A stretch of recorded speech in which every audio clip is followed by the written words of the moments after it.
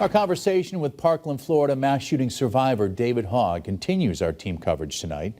The March of Our Lives co-founder, he sat down with our own Wesley Days to talk about how far the country's come on gun safety laws to keep our students safe at school. Wesley joins us live in studio with more on that. And David's work in this area has a special tie to us here in Springfield. It does. 6 months after he lost 17 classmates and educators, Abby and Chris, he was right here in the city of Springfield taking part in an anti-gun violence march. Now, 6 years later, after that moment, he says there's some good news tonight.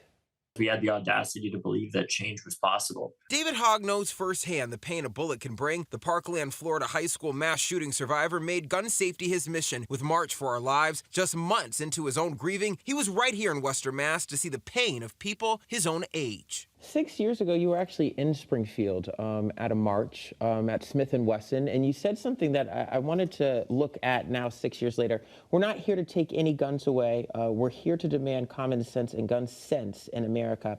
In the last 6 years since you've been here in Springfield, do you feel like we've made enough movement?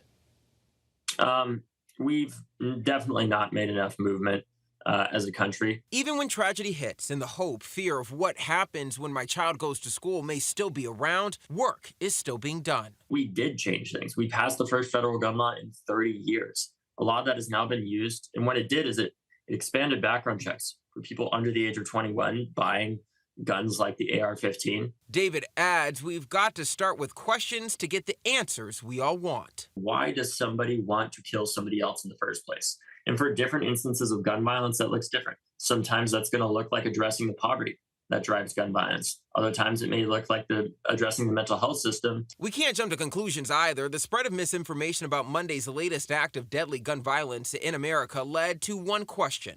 How does that impact you? After many of these school shootings, especially after Parkland and after Sandy Hook, we saw the lie being spread that we were quote unquote crisis actors, that we were paid by the government to take people's guns. And that's so absurd.